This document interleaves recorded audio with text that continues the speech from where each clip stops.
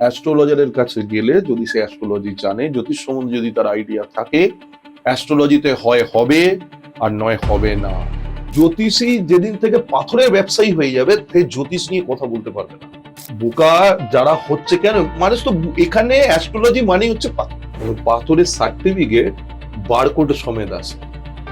Barcode scan করবে, ভারতবর্ষ বলো ওয়ার্ল্ডের যে কোনো জায়গায় যাবে, ওখানে দেখিয়ে দেবে পাথরটা কি হিটেড টিটেড না নর্মাল ন্যাচারাল। দেখবে কোনো আমরা নিজের বাবাকে সম্মান করছি না, মাকে সম্মান করছি না, হাতে বিশাল বড় একটা আমি রুবি পরে নিলাম, ভাই তোমার সান কি করে ঠিক হবে?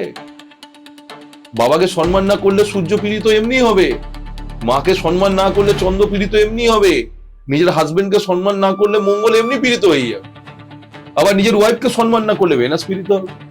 এদের মহাদশা নিয়ে কথা হয় তো। সাউথ ইন্ডিয়াতে আমাদের দশা লাগে না, আমরা গোচর দিয়ে কাজ করে বেরিয়ে যাবো, প্রোগ্রেশন দিয়ে বেরিয়ে যাবো। পড়াশোনাতে যে জিনিস আসতে অনেক সময় লাগে, অনেক এক্সপিরিয়েন্সের প্রয়োজন হয়, সেটা নারীতে অনেক তাড়াতাড়ি। তুমি করেছো কর্ম, আর তোমার অ্যাস্ট্রোলজার তোমার কর্ম পাথর পরিয়ে ঠিক করিয়ে দেবে? এত সোজা? শুধু ডায়লগ বাজি মারলে হয় না, আমাদের কাজ হওয়া কাজে আটকে যাওয়া, বাধাপ্রাপ্ত হওয়া, ডেস্টিনিকে ম্যানিপুলেট করা, মানে ভুল পথে চালিত করা। কোন গ্রহটা করে? চন্দ্র করে। চন্দ্র মন মানসিকতার কারক। আমরা তো ভুল করি, যা করি সব তো চন্দ্রের ইমোশনের বসে করি। আমাদের শরীরের যে ইমোশন, সেটাই তো আমাদের সব থেকে বড় বাধা। কারণ মনের গতি সব থেকে বড়, যে কারণে নারী শাস্ত্রে তো ভিগু অনেকদিন আগে বলে গেছেন, চন্দ্র ব্লেমের কারণ। নারী অ্যাস্ট্রোলজাররা কোনোদিনও চন্দ্রকে ভালো প্ল্যানেট বলে না। আপনারা বলেন পড়াশোনা অ্যাস্ট্রোলজাররা, তারা আপনার কন্ডিশন দেন, শুক্ল পক্ষের চন্দ্র ভালো, কৃষ্ণ পক্ষের চন্দ্র বাজে।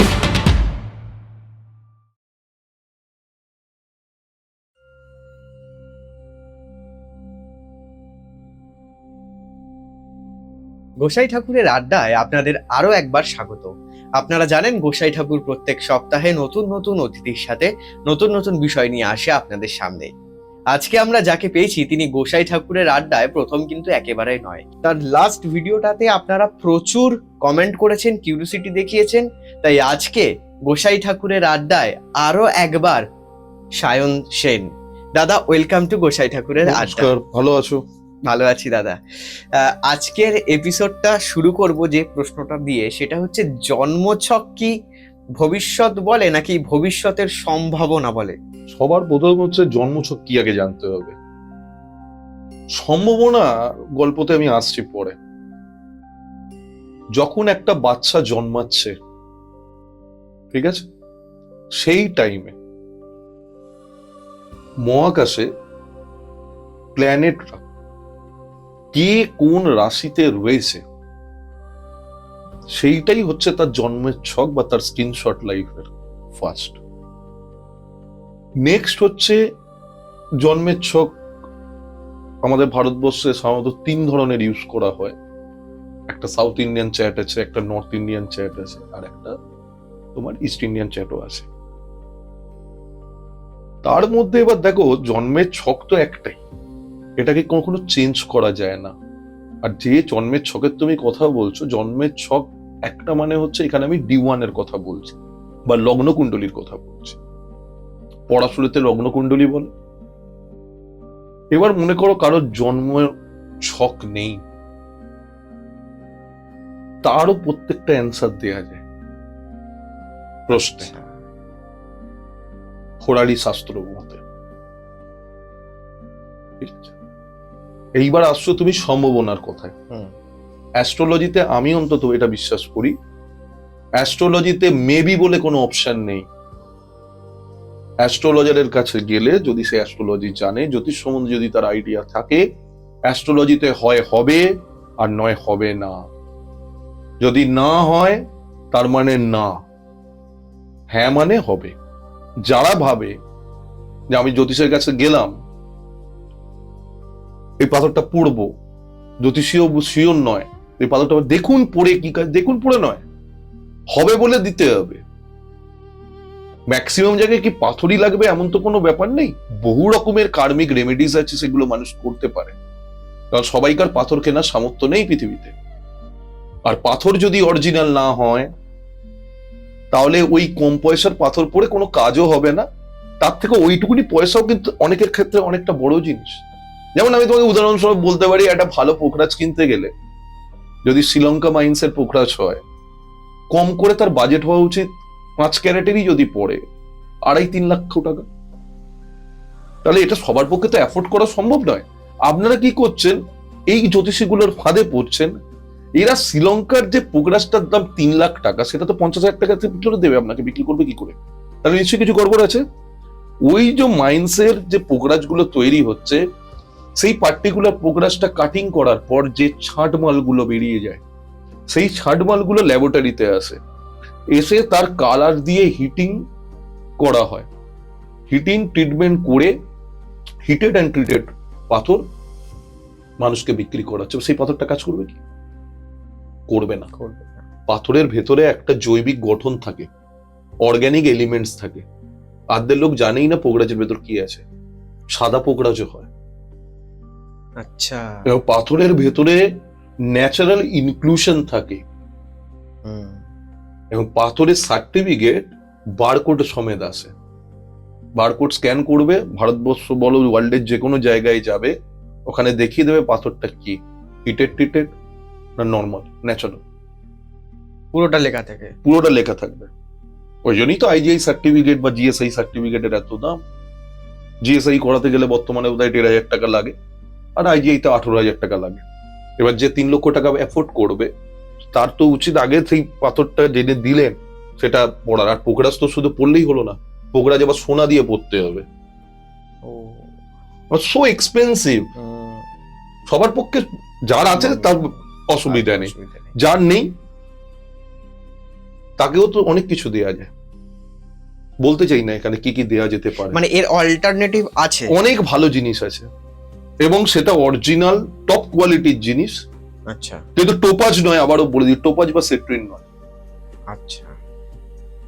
সবাই ভেবে নেবে টোপাজ পড়ে যায়, টোপাজ পড়ে আর হলুদ রঙের একটা কাঁচ পড়ুন, কি হবে কাজ আপনার?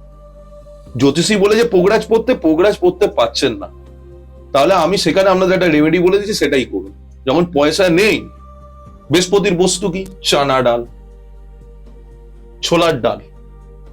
ছোলার ডাল প্রত্যেক বৃহস্পতিবার দিন করে কোনো গরিব মানুষকে দিন, যাতে সে বাড়িতে গিয়ে সেটাকে রান্না করে খেতে পারে। এবং সেটাও যদি করতে অসুবিধা হয়, কোনো মন্দিরে গিয়ে দান করুন ছোলার ডাল, এটা করতে পারেন। আরেকটাও বলে দিচ্ছি, প্রত্যেক দিন বা মাথায় বেরোনোর আগে হলুদ চন্দনের টিকা পরে বেরোন, এই কপালের দুটো মাঝখানে। কেউ বলেনি পোখরাজি পড়তে হবে।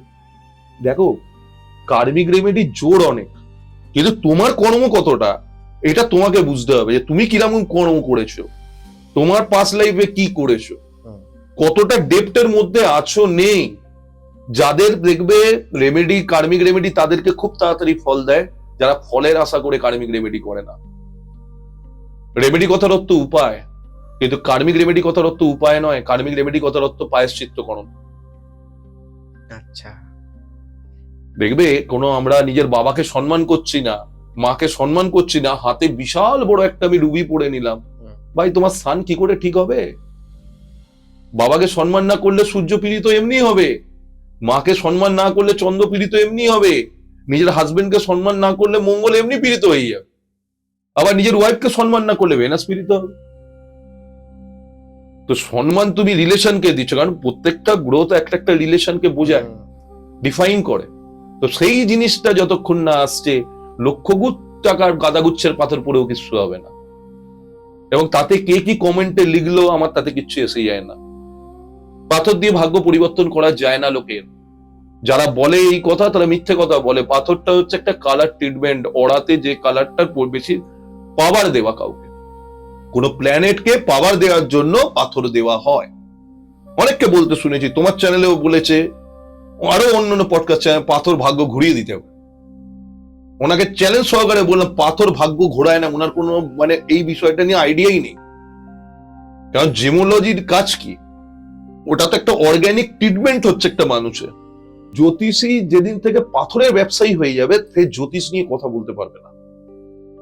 সে পডকাস্ট করবে কোন ক্লায়েন্টের কি হয়েছে না হয়েছে, নিজের ঢাক নিজে না পিটিয়ে। বৃক্ষ তুমি ফলে না পরিচয়, ঠিক আছে? বৃক্ষের পরিচয় তার ফলে। আমি তোমার চ্যানেলে বসে বলছি, এবং তুমি হোয়াটসঅ্যাপটা খুলে দেখে নাও, আমি যত কলকাতার ক্লায়েন্ট না দেখি, তার থেকে বেশি বিদেশি কাস্টমার দেখি।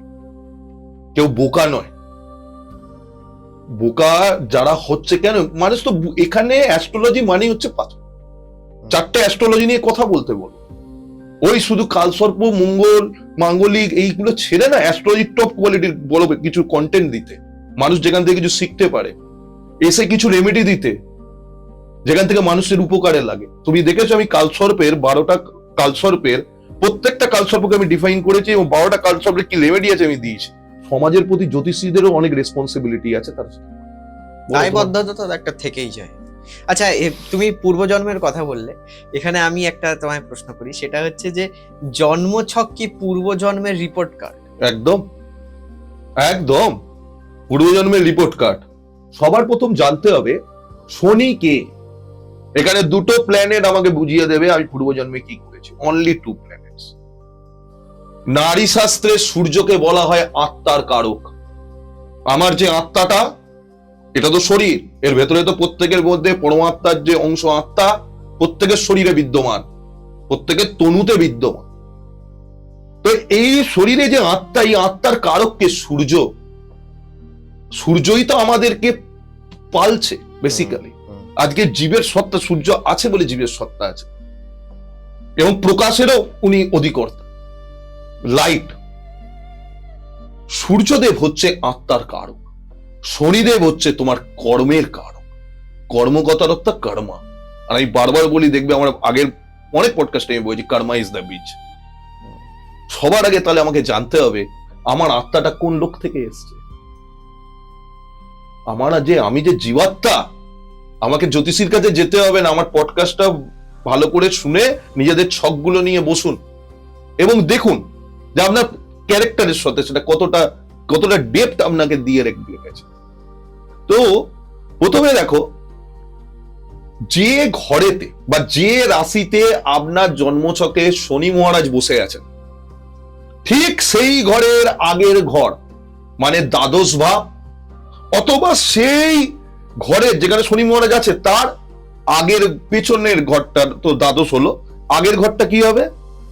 সেকেন্ড হাউস, মানে শনির দ্বিতীয়, অথবা যদি দ্বাদশে সূর্যদেব বসেন, মানে রবি যদি বসে থাকে, সেই আত্মা স্বর্গলোক থেকে এসছে।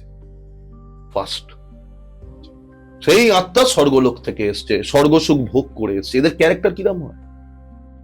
এদের ক্যারেক্টারটা হচ্ছে এরা খুব ভোগী ব্যক্তি হয়, এদের লাইফে প্রচুর ফ্যান্টাসি থাকে, ঘুরবো ফিরবো এনজয়মেন্ট করব, নিজের সাথে দেখে নি। আমি ক্যারেক্টারটাও বলে দিলাম।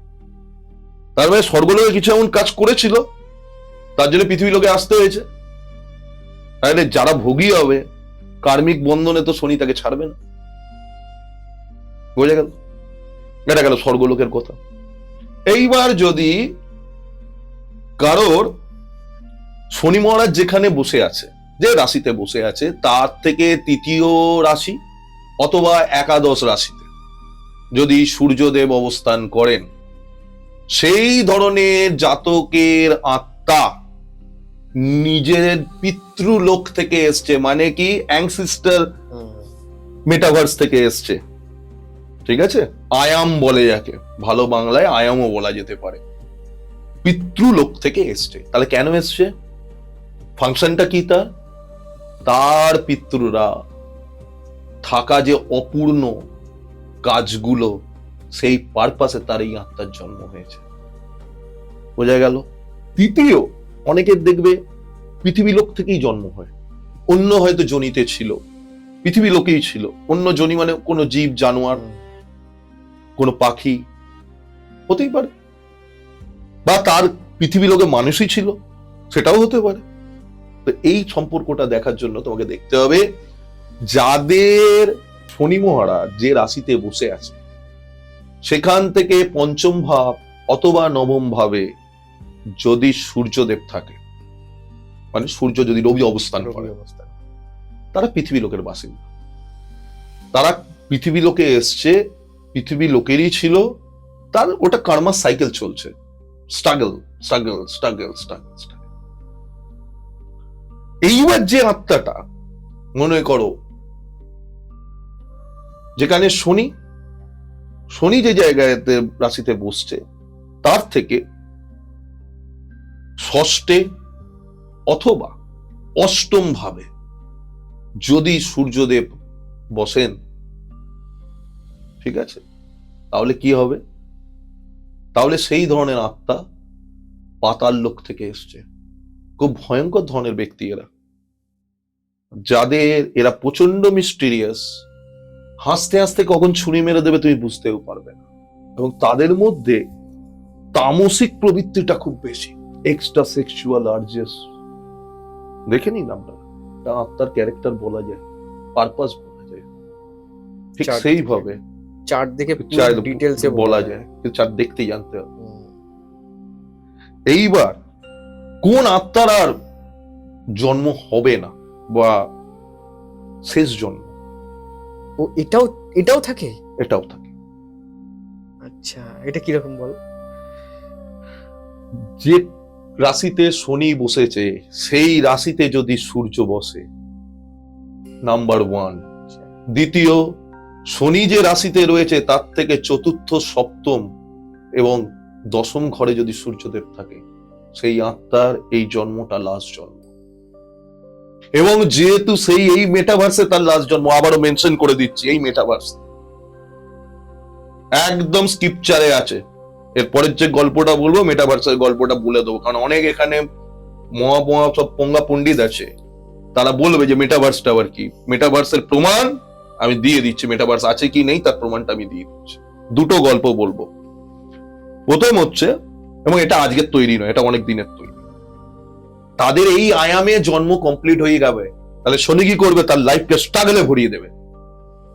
আবার বলছি সূত্রটা, শনি যে রাশিতে বসে আছে সেই রাশিতে সূর্যদেব যদি জুতি করে বসে, জুতি কথার অর্থ কনজাংশন, অথবা শনি যে রাশিতে বসে আছে সেখান থেকে চতুর্থ, সপ্তম অথবা দশমে যদি সূর্য মহারাজ থাকেন, তাহলে সেই আত্মার এই আয়ামে লাস্ট জন্ম। কিন্তু এখানে একটা কন্ডিশন অ্যাপ্লাই আছে, রাহুকে দিয়ে শনি পরীক্ষা করাবে। রাহু হচ্ছে অ্যাটাচমেন্ট, মায়ার কারক। কেতুকে ধরতে হবে, স্পিরিচুয়াল হতে হবে, তবে সেই আত্মাই আয়াম থেকে মুক্তি পেয়ে যাবে। আর তার লাইফে শনি স্ট্রাগল ভরিয়ে দেখেন। এবার তোমার কমেন্টে অনেকে বলবে আপনারটা কি আছে। আমার সপ্তম ঘরে শনি এবং চন্দ্র বসে আছে, দশমে বসে আছে সূর্য এবং বুধ। আপনারা এই গুণে নিন কি হবে, 7 থেকে 10, 7, 8, 9, 10। কি বলেছিলাম কিছুক্ষণ আগে সূত্রটা? আমি করতাম চাকরি, ভালো মাইনে পাওয়া চাকরি নিজের ইচ্ছায় ছেড়ে দিয়ে শুরু করলাম অ্যাস্ট্রোলজি পড়ানো। আজকের ডেট অবধি যেটা করে যাই, এই যে ঝোঁকটা আনা, কেতু কিন্তু আমাকে সফটওয়্যার ইঞ্জিনিয়ারও বানিয়েছে, এই কেতু আমাকে স্পিরিচুয়ালও বানিয়েছে, ওকাল সায়েন্টিস্টও বানিয়েছে। ঠিক টাইমে ঠিক জিনিসটা হয়। আর শনি ঠিক খেলে লাইফটাকে 36 বছর বয়সে চেঞ্জেস করায় মানুষের লাইফ, 30-এ প্রোগ্রেশন করায়, ঠিক 36 বছর বয়সে কিছু না কিছু করা উচিত। যে কারণে আমাদের লাল কিতাবে বলে, কারো 36 বছরের আগে যে যে বাড়ি করেছে, ফ্ল্যাট কিনুক, বাড়ি করুক, দেখে নিক তার লাইফে কত বাস্তুতে প্রবলেম আছে। এটাও আছে। এইবার আসি তোমার আবার মেটাভার্সের কথা। আবার বললো না, ব্রহ্মদেব শ্রীকৃষ্ণের সাথে দেখা করতে এসছেন। প্রথমে কৃষ্ণ প্রসঙ্গটা নিয়ে বলি, ভাগবতে লেখাই আছে কথা। তখন প্রভু ভেতরে রয়েছেন, সুদর্শন এবং দুয়ারপালেরা দাঁড়িয়ে আছে। ব্রহ্মদেবকে বলছে যে গিয়ে বলো ব্রহ্মা এসছে, প্রভুর সাথে দেখা করবেন শ্রীকৃষ্ণের সঙ্গে। আর শ্রীকৃষ্ণ তো স্বয়ং পূর্ণ ব্রহ্ম, তো উনি মানে নারায়ণের একদম, উনি নিজেও বলেছেন সেটা গীতাতে, যে আমি পূর্ণ, আমি সব, আমি আদি, আমি অন্ত, আমি সব। তো যাই হোক, দুয়ারপাল গেছে, বলছে আপনার সাথে ব্রহ্মা দেখা করতে এসছে। বলছে কোন ব্রহ্মা? দুয়ারপাল আবার তো ব্রহ্মাকে জিজ্ঞাসা করেছে, ব্রহ্মা খুব অপনীত বোধ হয়েছে, বলছে আমি চতুর্মুখ ব্রহ্মা। বলছে আচ্ছা আচ্ছা তুমি চতুর্মুখ ব্রহ্মা, এসো এসো এসো এসে তার সাথে কথাবার্তা হচ্ছে। এবার ব্রহ্মার প্রচন্ড অহংকার ছিল, আমি চতুর্মুখ ব্রহ্মা, আমি সৃষ্টিকর্তা এই মেটাভার্সে, এই ইউনিভার্সে। বলে দাঁড়াও, শ্রীকৃষ্ণ স্মরণ করে। এইবার ব্রহ্মা দেখছে ব্রহ্মার মতন দেখতে, শুধু মুখ বেশি, 6টা, 5টা, 8টা, 10টা, 15টা বিভিন্ন মেটাভার্সের বিভিন্ন আয়ামের ব্রহ্মারা ওনার সামনে প্রভুর চরণের সামনে এসে দাঁড়িয়ে আছে নতমস্তকে। তখন এই চতুর্মুখ ব্রহ্মা বুঝতে পারে যে ঈশ্বরের ব্যাপ্তি কতটা। সেই ব্যাপ্তিতে এটা একটা মেটাভার্সের প্রমাণ হয়ে গেল। আরেকটা প্রমাণ রামচন্দ্রে আছে, রামায়ণে আছে। ঠিক আছে, যখন রাম নিজের দেহত্যাগ করবেন, হনুমানজি থাকা অবস্থায় সেটা করা সম্ভব না, কারণ জমকে মেরে ধরে ভাগিয়ে দেবে। কারণ হনুমানজি অষ্টসিদ্ধি নবনিধির দাতা, স্বয়ং রুদ্রের রূপ। ঠিক আছে, তো হনুমানজিকে তো সরাতে হবে, নইলে উনি দেহটা ত্যাগ করলে ভগবান যদি আরো যে অবতার গুলো কিভাবে উনি নেবেন। তো কি করলেন রাম, নিজের সোনার আংটিটা ইচ্ছা করে ফেলে দিলেন। সেই আংটিটা একটা গর্তের মধ্যে পড়তে পড়তে পড়তে পড়তে পাতালে চলে গেল। এরপরে অনেক গল্প আছে। তো হনুমানজি নিজের সূক্ষ্ম রূপ ধারণ করে ওই আংটিটা করতে করতে নিচে গেছে, গিয়ে পুরো কনফিউজ। গিয়ে কি দেখছে, আংটির পুরো পাহাড়। কি করবে বাসুকিনাগকে ওখানে বাসুকিনাগ আবার পাহাড়ায় আছে। ইন্দ্রকেও স্মরণ করেছে, ইন্দ্র দেবরাজও এসছে, বলছে তুমি খুঁজে নাও তোমারটা। বলছে সবই তো একরকম লাগছে। বলছে তোমার কি মতিভ্রম হয়েছে? তুমি তো প্রত্যেকবারই খুঁজতে আসো প্রভুর হয়ে এখানে, কিন্তু সেই এসে আবার ফেরত যেতে হয়। এটাও কি মেটাভার্সের প্রমাণ হলো? তাহলে তোমরা বলছো আমরা সনাতনী, তো সনাতনী যখন সনাতনী টেক্সট গুলো তো একটু পড়তে হবে। পাথর ভাগ্য পরিবর্তন করায়, কতদিন বাদে বলে দেবে অ্যাস্ট্রোলজার আমি ভাগ্য পরিবর্তন করাই।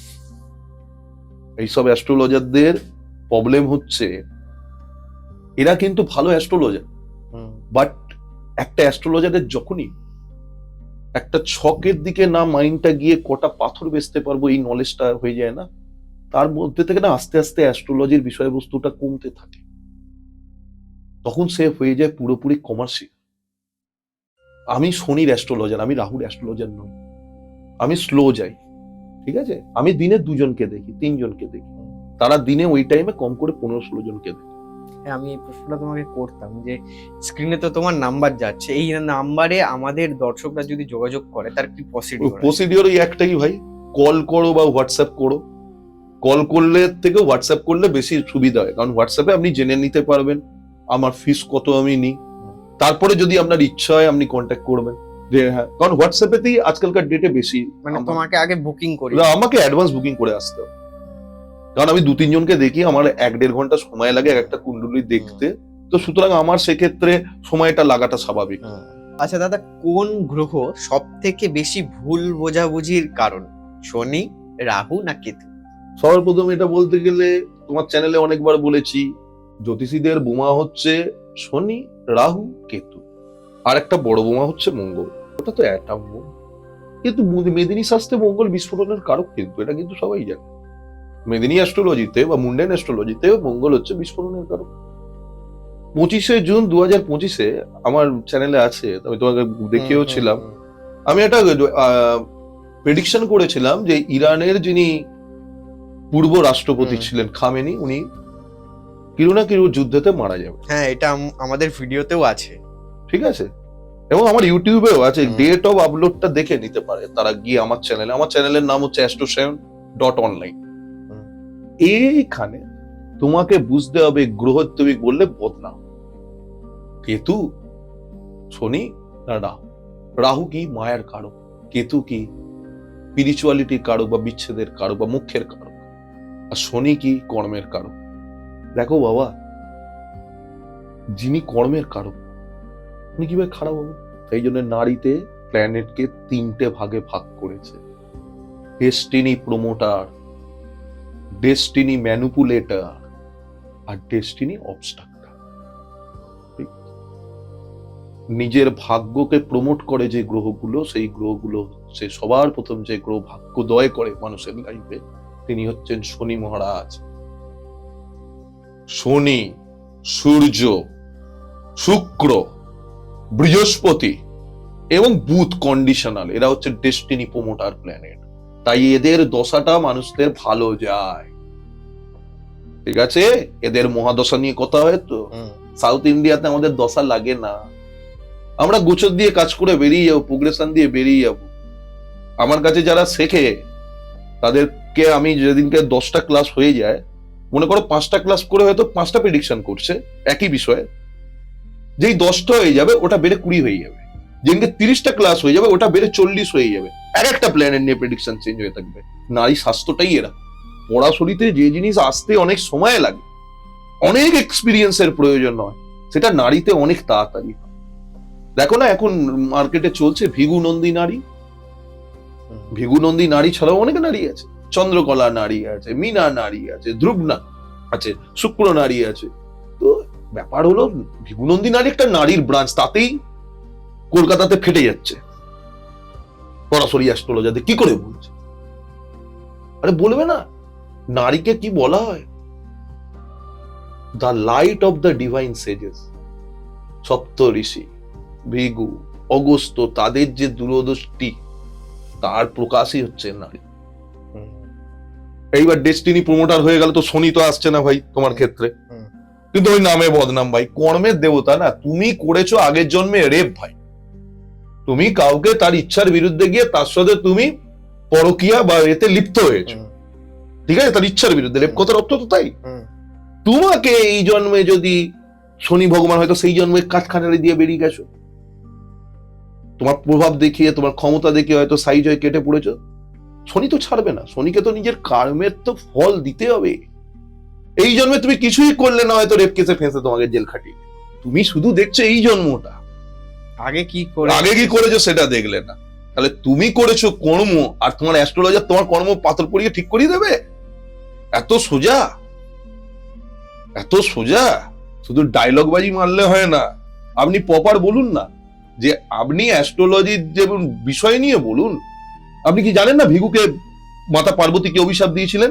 তাহলে মহর্ষি ভিগুকে যদি অভিশাপ দিতে পারে, আপনি কত বড় অ্যাস্ট্রোলজার নিজেকে মনে করেন আজকের ডেটে? আপনি তো এটাও কোনদিন অস্বীকার করবেন ভিগু বলে কোনো ব্যক্তি ছিল? আপনি পড়াশোনা নিয়ে বলছেন বৈদিক অ্যাস্ট্রোলজি। আরে পড়াশোনা কোনটা বৈদিক নয়? তার মানে কি মহর্ষি ভিগু বৈদিক নয়? সপ্ত ঋষি যারা ছিলেন তারা বৈদিক নন? জেমিনি ঋষির যে জেমিনি অ্যাস্ট্রোলজি বানিয়েছেন সেটা বৈদিক নয়? সবই তো বৈদিক। এই জিনিসগুলো না জেনে শুধু পডকাস্ট করলে হয় না। আমাদের কাজ হওয়া কাজে আটকে যাওয়া, বাধাপ্রাপ্ত হওয়া, ডেস্টিনিকে ম্যানিপুলেট করা, মানে ভুল পথে চালিত করা। কোন গ্রহটা করে? চন্দ্র করে। চন্দ্র মন মানসিকতার কারক। আমরা তো ভুল করি, যা করি সব তো চন্দ্রের ইমোশনের বজে করি। আমাদের শরীরের যে ইমোশন, সেটাই তো আমাদের সব থেকে বড় বাধা। কারণ মনের গতি সব থেকে বড়, যে কারণে নারী শাস্ত্রে তো ভিগু অনেকদিন আগে বলে গেছেন চন্দ্র ব্লেমের কারক। নারী অ্যাস্ট্রোলজাররা কোনোদিনও চন্দ্রকে ভালো প্ল্যানেট বলে না। আপনারা বলেন পরাশরী অ্যাস্ট্রোলজাররা, তারা আপনার কন্ডিশন দেন, শুক্ল পক্ষের চন্দ্র ভালো, কৃষ্ণ পক্ষের চন্দ্র বাজে, এগুলো তো আছে। তাহলে চন্দ্র ব্লেমের প্ল্যানেট, মঙ্গল অ্যাকশনের প্ল্যানেট, সে অবস্ট্রাকচার। তুমি যদি ভুল অ্যাকশন নিয়ে নাও লাইফে, কিছু ভাবলে না, চিন্তা করলে না, অ্যাকশন নিলে, তুমি তো সেখানে ক্ষতি হবেই, তোমার ডাউনফল তো আসবে। এবং তার সাথে এই যে রাহু কেতু ডেস্টিনি অবস্ট্রাক্টার, এরা শনির এজেন্ট। শনি ডেস্টিনিটাকে প্রমোট তখনই করবে তুমি কি চয়েস করছো। এছাড়াও শনির 3টে এজেন্ট আছে, তোমার আগেও এই প্রোগ্রামে বলেছি, গুলিকা, মান্দি এবং ধুমরা। এছাড়াও আরো 3টে এজেন্ট আছে, যেটা একদম পরিষ্কৃত, মানে নতুন জ্যোতিষে এটা আছে। ইন্দ্র, বরুণ, যম। কে কে সেই প্ল্যানেট গুলো? Pluto, Uranus, Neptune. এদেরও কাজ আছে, বলবো তোমার নেক্সট পডকাস্টে বলবো ইউরেনাস কি কাজ করে মানুষের লাইফে। এমনি এমনি তো ছকে আসে না ইউরেনাস, নেপচুন, প্লুটো, ওটা আসের কারণ আছে। ইন্দ্র, বরুণ, যম। শনি যখন ইনস্ট্রাকশন দেবে, শনি আয়ুরও কারক। শুধু শনি কর্মের কারক নয়, তুমি ওই কতদিন লাইফে এসছো সেই আয়ুকে ডিফাইন করে শনি। সেই শনি যে আমাদের মূলাধার চক্রে শনি বাস করে, শনি যমকে যেদিনকে ইনস্ট্রাকশন দেবে, আমাদের শরীরটা তো পঞ্চতত্ত্ব দিয়ে বানানো, অগ্নি, পৃথিবী, জল, বায়ু এবং আকাশ। তাহলে এই 5টা তত্ত্বের যে কোনো একটা তত্ত্ব যেই শরীর থেকে জমের পাশ দ্বারা জম মারবে, সেদিনকে আপনার মৃত্যু ঘটবে, একটা তত্ত্ব কমে গেলে। তাহলে তুমি এবার বুঝতে পারলে বদনাম নামে হতে পারে। তারা প্ল্যানেট, তাদের নিজেদের মধ্যে কোনো শত্রুতা নেই, শত্রুতাটা আপনাদের জন্য। তারা সবাই ঈশ্বর হচ্ছে কর্মের সিদ্ধান্তদাতা। আমি বারবার বলি, আমি কেন বলি মায়ের নাম গান করতে, কেন বলি? তার পেছনে কারণ আছে। অষ্টোত্তর শতনাম পড়তে বলি ভগবতী বগলার, তার পেছনে কারণ আছে। কেন ঈশ্বরই পারেন আপনাকে প্রকৃত আপনার ভাগ্য পরিবর্তন করতে। জ্যোতিষ আপনাকে একটা গাইডলাইন দেবে যে আপনি এইটা করতে পারেন, এটা করলে ভালো হবে। আর জ্যোতিষে না ওনাদের মতন আমি মেবিতে কোনো কথা বলি না, হ্যাঁ না। আচ্ছা দাদা, কুণ্ডলিতে অনেক সময় দেখা যায় যে অপবাদ বা বদনাম যোগ বা মামলা মোকদ্দমার যোগ থাকে, সেক্ষেত্রে কি মা বগলামুখীর সাধনা কতটা ইম্পর্টেন্ট বলে তুমি মনে করো? দেখো, পডকাস্টে নিজের নাম ফাটাতে আমি আসিনি, বা নিজে কতটা জ্ঞানী বলতে আসিনি, কারণ মাকে বোঝার ক্ষমতাই আমার নেই। আমি একটা তুচ্ছ মানুষ, ঠিক আছে? আমি যদি সেই লেভেলে থাকতাম তাহলে তো আমি নিশ্চয়ই সেই জায়গাটা বলতে পারতাম। মা ভগবতীর যে কোনো রূপ, সেই কালী কেন, বগলা কেন, কোনো কালী মায়ের হবে না, তারা মায়ের পারবেন না? মা বগলা হচ্ছে পুরো বগলা। কথাটা কোথা থেকে এসছে? দেবনগরী ভাষা, মানে সংস্কৃত ভাষা ভাগলা থেকে এসছে। ভাগলা, ভাগলা মানে কি? ভাগলা মানে হচ্ছে লাগাম। মা কালী সময়, এই সময়কে উল্টো দিকে লাগাম লাগাতে পারে যে দেবীর যে রূপ, সেই অষ্টম মহাবিদ্যা হচ্ছেন মা বগলামুখী। মানে তোমার সময়ের গতিপথকে স্তম্ভন করে দিতে পারেন। সেই কারণে কি বলা হচ্ছে, স্তম্ভ রূপ স্তম্ভিনী চ, দুষ্ট স্তম্ভনকারিণী। মায়ের এতেই আছে। আর মা হচ্ছে ব্রহ্মাস্ত্র, যেখানে প্রথমেই রুদ্রজমল লিখছে তন্ত্রে যে ব্রহ্মাস্ত্র রূপিণী দেবী মাতাসি বগলামুখী। তার মানে ওনার প্রয়োগ, এই যে রুদ্রজমল তন্ত্রের যে বগলার যে অষ্টোত্তর শতনাম সূত্র, কেউ আবার বলছি আবার কমেন্ট আসবে, তাও আমি বলে যাব, 11 বার করে, প্রতিদিন 11 বার করে কেউ যদি পাঠ করতে পারে অন্তর থেকে, এই জায়গাটা থেকে, তার লাইফে অনেক চেঞ্জেস সে তার নিজেই বুঝতে পারবে। ম্যাক্সিমাম লোক তো আজকাল যে ফাইন্যান্সের প্রবলেম নিয়ে ভুগছে, চাকরির কোনো প্রবলেম নয়। শোনো, মেন সমাজে চাকরি, ব্যবসার মেন জায়গাটা কোথায়? মানি, লাক্সারি, এই জিনিসগুলোতে আসছে। বিয়ে, বাচ্চা, বিদেশ ভ্রমণ, ম্যাক্সিমাম। মানে আমার কাছে যত প্রশ্ন আসে, আমার এই ক্ষুদ্র জ্ঞানে আমি ততটাই বলতে পারি, কারণ আমার জ্ঞান এনাদের মতন এত বড় লেভেলের আমার জ্ঞান নেই। আমি ছোটখাটো মানুষ, আমার স্বর্ণ মুকুটও নেই, রূপোর মুকুটও নেই, কিন্তু আমার রেজিস্ট্রেশন নাম্বার আছে Indian council of astrological society, ঠিক আছে, যেটা বিবি রমন স্যার। এবার বিবি রমন স্যার তো অ্যাস্ট্রোলজি ছিল, বলবে। আর তুমি বলতে অনেক কিছু পারো, বলতে তুমি এটাও বল, যারা ভিগুকে মানতে পারছে না, লাফালাফি করে বেড়াচ্ছে, ঠিক আছে, তো তাদেরকে পড়াশোনা ঘোরা ছাড়া কি ফল দীপিকা নেই, লঘু জাতক বিয়োগ জাতক নেই? এই বইগুলো নিয়ে কে আলোচনা করবে? এরা করছেন না কেন? আমি তো এটাই বুঝতে পারছি না। নতুন টপিক মার্কেটে চলবে, লাল কিতাবের অ্যাস্ট্রোলজি কিচ্ছু জানে না। আরে ভাই, তুই লাল কিতাব পড়েছিস? নিজে পড়ে কিছু বুঝতে পেরেছিস? বেণীমাধব আচার্য 2টো বই পড়, 1952টা, আর সেটা ভালো করে পড়ে দেখ। লাল কিতাবের অ্যাস্ট্রোলজিকে লাল কিতাব নিজে চয়েস করে, তুই সেটা বুঝতে পারবি কিনা। উনি এমন ছন্দে লিখে গেছে যে তোর এটা বোধগম্যে আসবে না। এরা তোরা যে মূল ত্রিকোণ নিয়ে কথা বলে, মূল ত্রিকোণ, লাল কিতাবে মূল ত্রিকোণ নেই, একদমই আছে, কিন্তু কথার ভার্সনটা তো বুঝতে হবে। কি বলেছে রূপচাঁদ যোশীজি, প্রথম ঘরের মানে লগ্নের প্ল্যানেট পঞ্চম ঘরে বসে থাকা গ্রহকে সাহায্য করবে, পঞ্চম ঘরে বসে থাকা প্ল্যানেট নবম ঘরের গ্রহকে সাহায্য করবে, নবম ঘরের প্ল্যানেট প্রথম ঘরকে সাহায্য করবে বসে থাকা। তাহলে 1-5-9 ট্রাইন এলো না?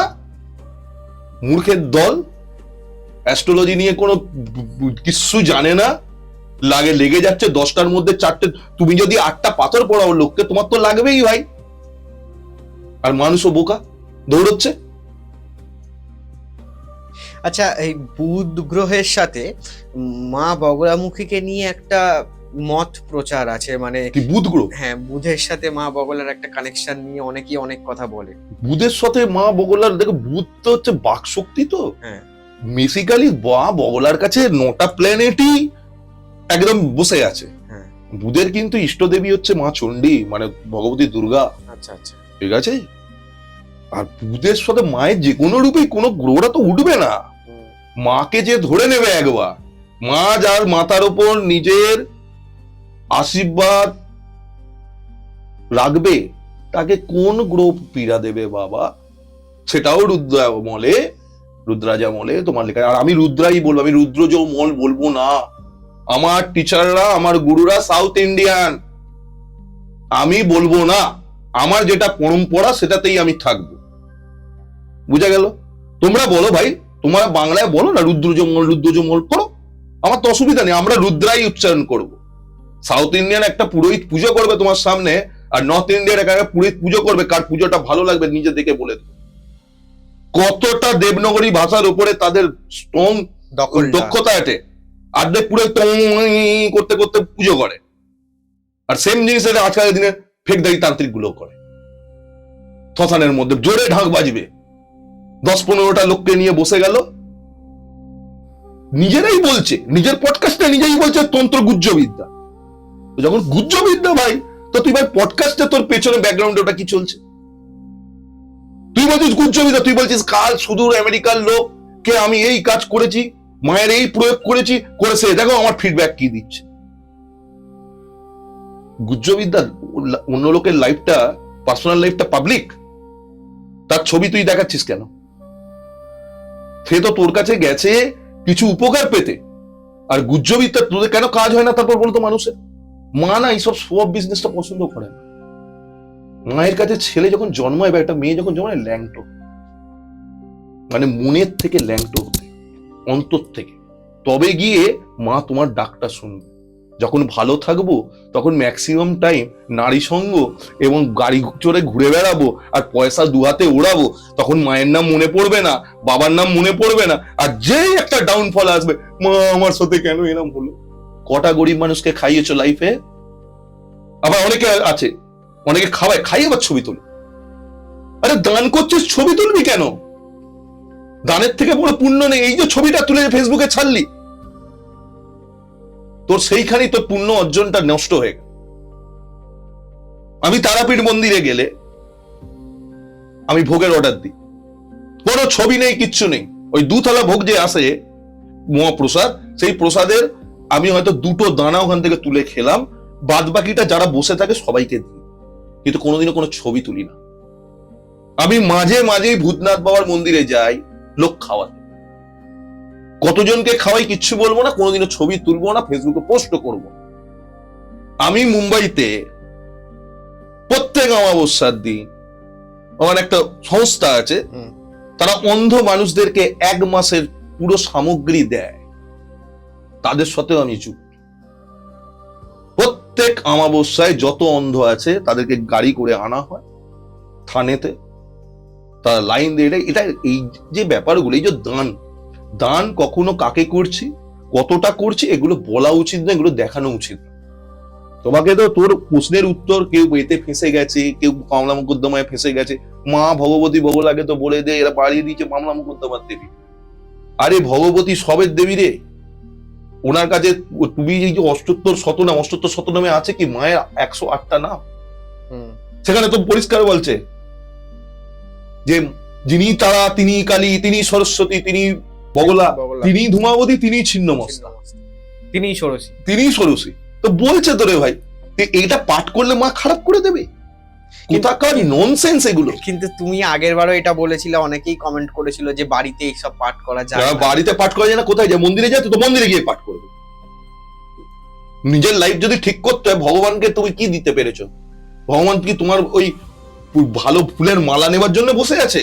তুমি ভাবছো দামি দামি মালা চড়াবো, আর বগলামুখী মায়ের জন্য হলুদ কাপড় মা জানে? মায়ের পুরো ব্রহ্মাণ্ডটা মায়ের। মা নিজের রূপটাকে চেঞ্জ করছে, এবং প্রত্যেকটা এনার্জির পেছনে কারণ আছে। তো মা নিজের রূপ চেঞ্জ করছে, তুমি সন্তান, তুমি মাকে যে রূপেই ডাকবে, তোমার নিজের মাটা চেঞ্জ হয়ে যাবে। কোনটা নিষেধ? তন্ত্রোক্ত দীক্ষা না থাকলে, শাক্ত মতে দীক্ষা না থাকলে, প্রকৃত গুরুর কাছে দীক্ষা না থাকলে, বগলার যে তান্ত্রিক ওই যে 36 অক্ষরের যে মন্ত্রটা, যেটা আমরা ইউটিউবে শুনি, ওটা আপনার পাঠ করা উচিত নয়।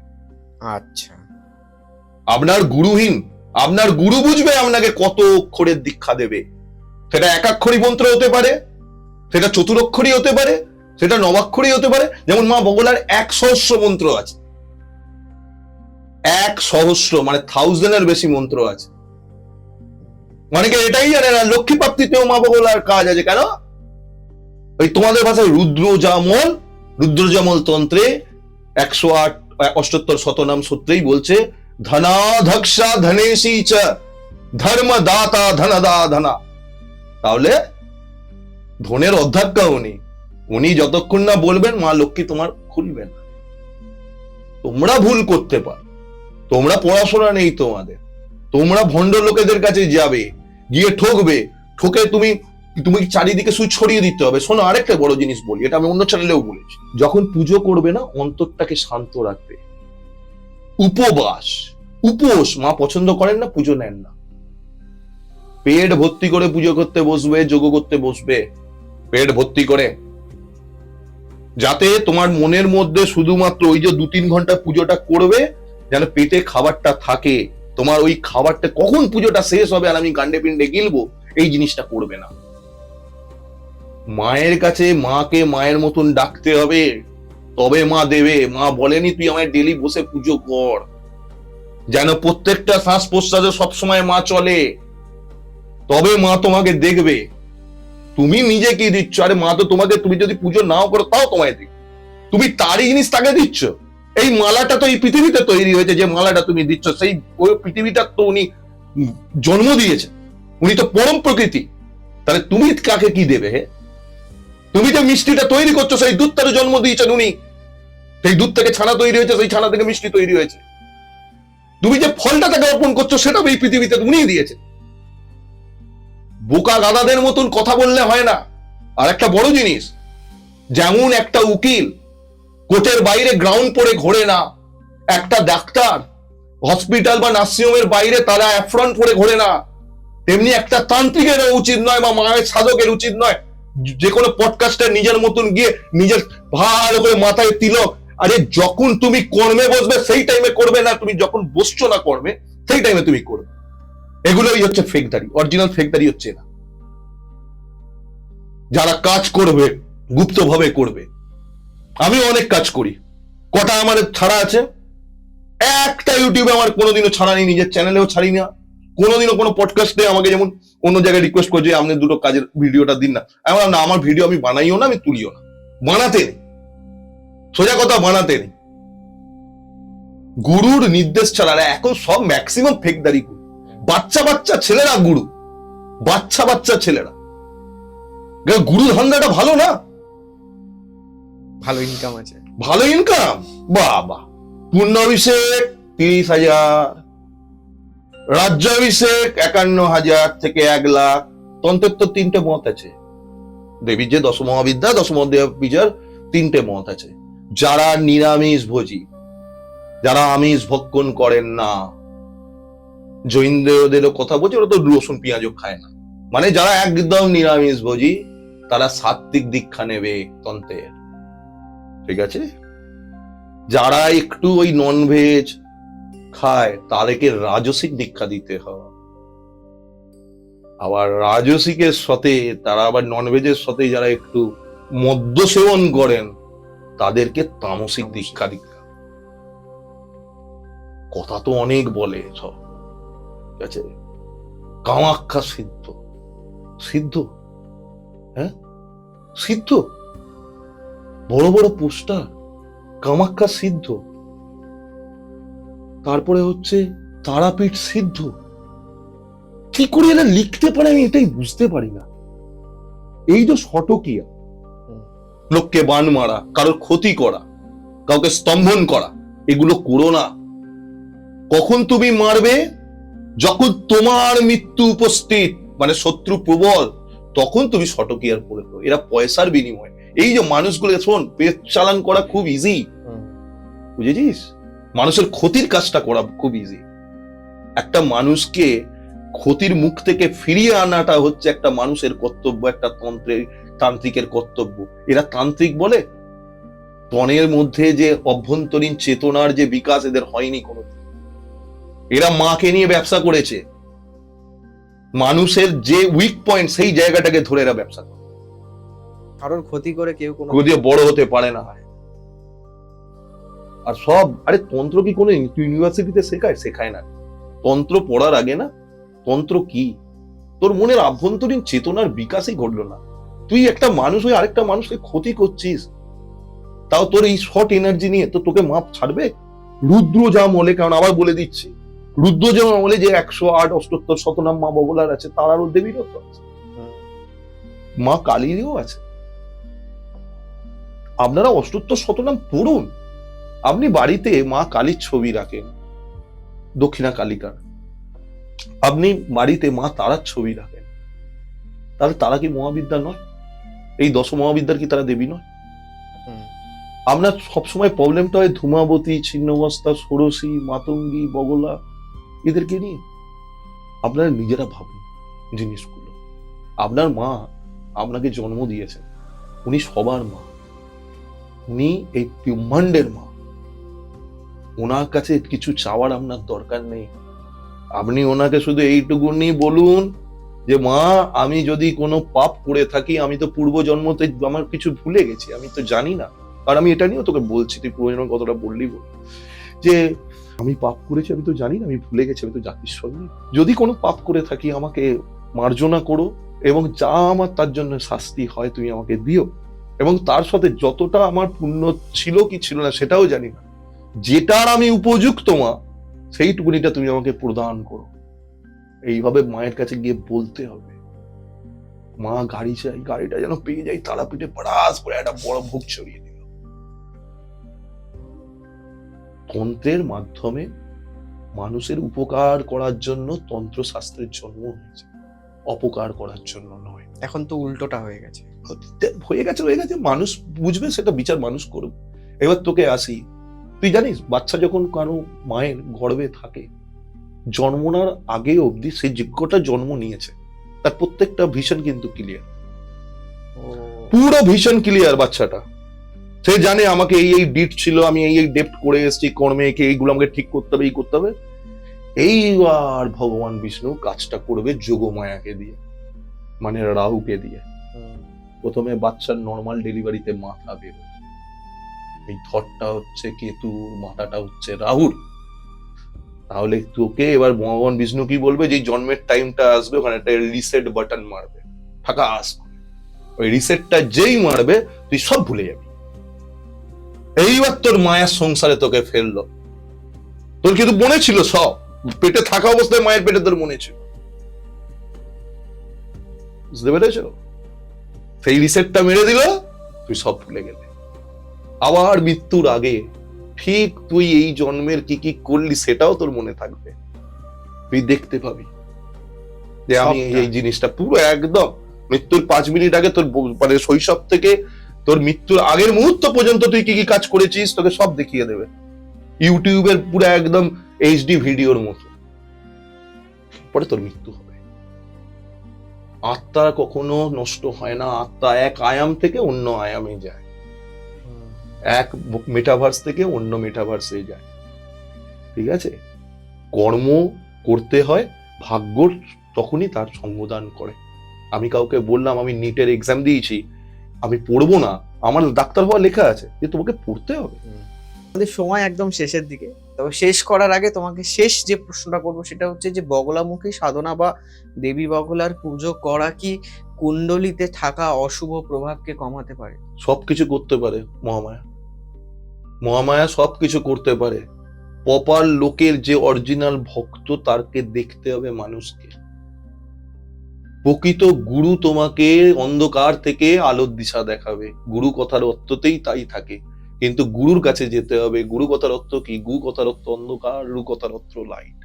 সেই ব্যক্তি তোমাকে দেখাতে পারবে যে গুরু হবার যোগ্য। কিন্তু গুরুদের কাছে গেলে কোনোদিনই তোমার মুক্তি হবে না, কারণ গুরু তোমার থেকে নেবার চিন্তা করবে। গুরু নেয় না, গুরু হাতে করে দুর্দশার সময়কে তোমাকে পার করে দেয়, বুঝেছো? আর মা গুরু, মাই দেবে তোমাকে গুরু। তোমাকে তোমার প্রকৃত গুরু খুঁজতে হবে না, এই মাকে ডাকো, মায়ের যখন ইচ্ছা হবে তোমার গুরু তোমার কাছে চলে আসে, উপস্থিত হয়ে যাবে। থ্যাংক ইউ সো মাচ দাদা, এতটা সময় আমাদের দেওয়ার জন্য, এতক্ষণ ধরে এত ভালোভাবে বোঝানোর জন্য। আজকের মতন গোসাই ঠাকুরের আড্ডার এই পর্ব এখানেই শেষ করছি। দেখা হবে আগামী সপ্তাহে নতুন কোনো অতিথির সাথে, নতুন কোনো বিষয় নিয়ে। ততক্ষণ দেখতে থাকবেন গোসাই ঠাকুরের আড্ডা। আর হ্যাঁ, যারা ভাবছেন অ্যাস্ট্রোলজার সায়ন সেনের সাথে যোগাযোগ করতে চাইছেন, স্ক্রিনে তো নাম্বার রইলো, ডেসক্রিপশনেও নাম্বার রইলো, আপনারা যোগাযোগ করে নিতে পারবেন। ভালো থাকবেন, সুস্থ থাকবেন আর দেখতে থাকবেন গোসাই ঠাকুরের আড্ডা। নমস্কার।